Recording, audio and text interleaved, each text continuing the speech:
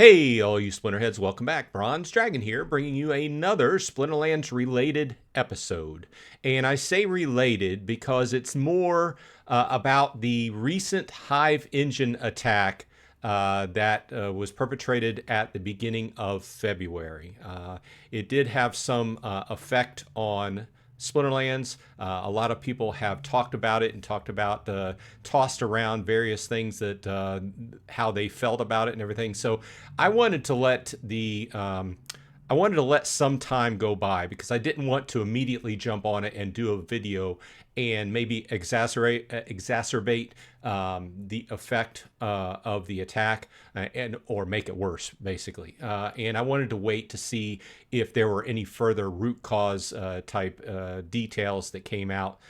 Okay, before we dive in to the details on the attack, please leave a like on the video and subscribe to my channel. If you're not already subscribed, I do appreciate it if this brings value to you. Also, before we dig in, if you are not interested in moderately techie videos, I think I'm going to do a good way of breaking it down to explain what the attack was. But if you're not interested in that, this episode's probably not for you. Okay, let's jump in. So right up front, I'm not a blockchain expert. So if I make a mistake that's a glaring mistake, please point it out in the comments, and I'll try to talk about it in further episodes as well as on our live stream on Saturday.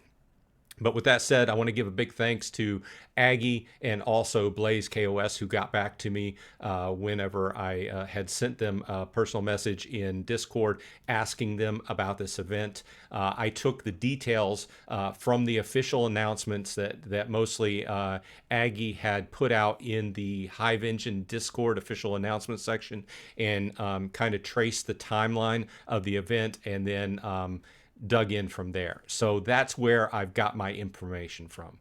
Let's go ahead, and I put a slide together for just to kind of explain what this was and what this wasn't.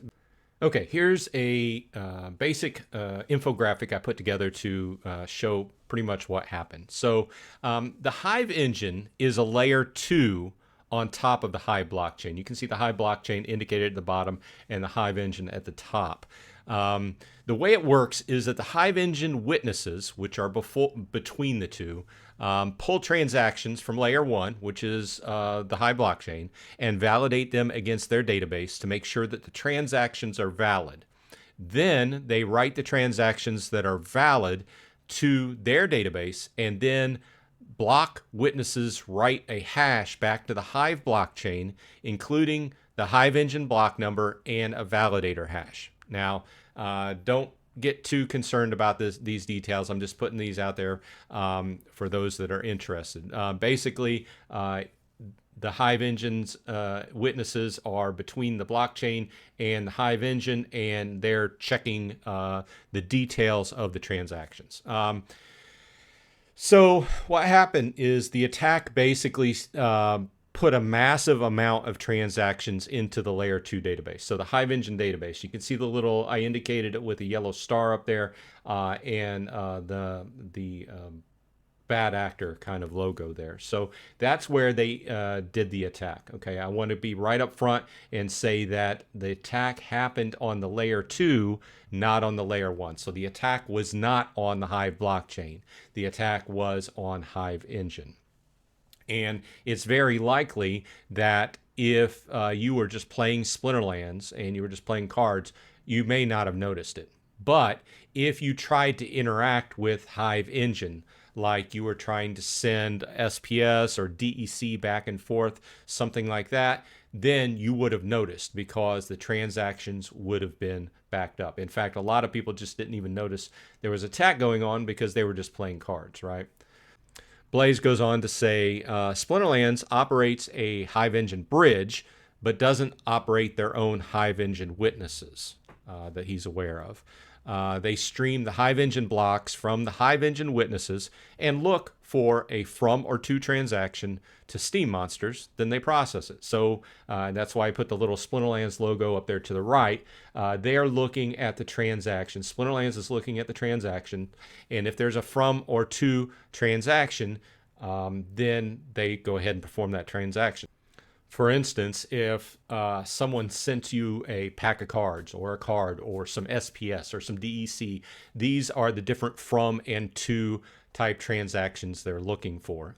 And when they see the from and to, they just perform the swap wherever it is going from to where it's going to. And what ended up happening was that anything that involved transacting between Hive Engine and Splinterlands just became all backed up. Now I'm going to kind of condense this all, but if you're interested in looking at all the various messages that were put out, you can join the official Hive Engine Reddit and look in the official announcements section, and you can scroll back and look at what happened. But it looked like the issues started to be noticed on the 30th of January. Aggie put out a message that was basically indicating that there was a problem with transfers of tokens, cryptocurrency, between other sources and Hive Engine. Then it goes on for a couple days. They're talking about transactions being backed up. They come on again, they go off again. And then on the 1st of February, Cryptomancer announces the fact that they are aware of ongoing distributed denial of service attacks, which I'm aware of. And this is kind of what interested me. In that I'm not used to seeing them on blockchains. It's relatively new. If you're not up on what a denial of service attack is, it's normally something that happens in networking, online, something like that, with networks where an amount of traffic larger than what is normal is put through, and then it clogs up everything and slows everything or halts everything. That's basically what it is. Okay, so that's a denial of service attack. Distributed denial of service attack, or DDoS, is basically when that happens from multiple endpoints.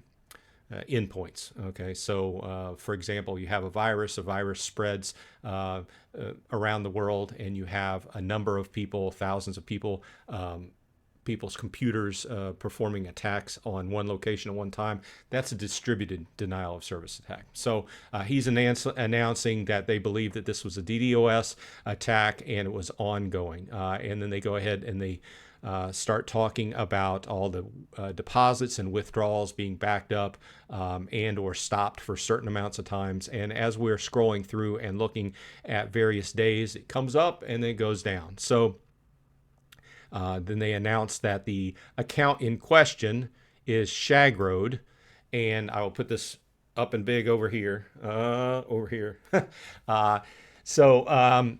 Aggie wanted me to be sure to put that out, that that's the account. So don't help this person out in any way, okay? Because doing that is just bad for Hive. And, like I said, I've read through a lot on as much as I could on this event today, and I didn't see any reasoning this person put out why he did it.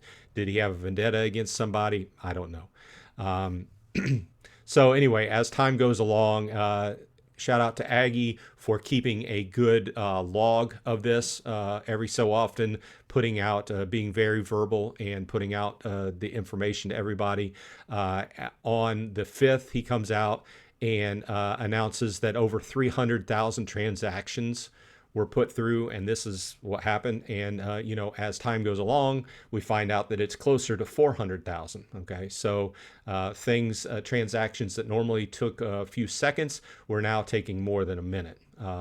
So anyway, as they were going along, they brought up more Hive witnesses to help them get caught up. And he gives a shout out to everybody who were running Hive witnesses.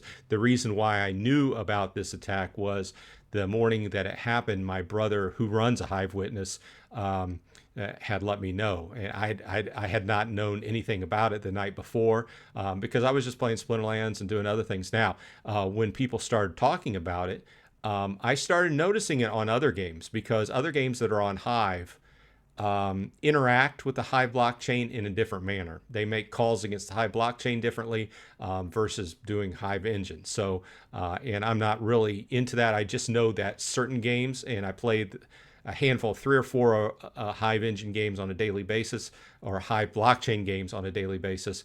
And I noticed problems with some, but not problems with others. So finally, we move forward to the 6th of February, and he announces that one of the things they're putting into place to try and keep this from happening in the future is now there's a 20 transaction per account per block limitation is now live.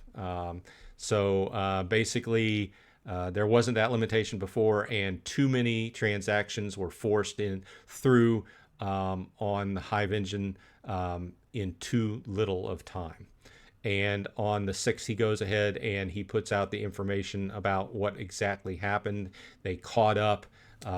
By the 8th, he goes ahead and he makes the announcement again that it was Shagrode, and actually this person is also preparing another account, Shaggy the Second. Once again, don't interact with these accounts. Don't do anything that would help these out.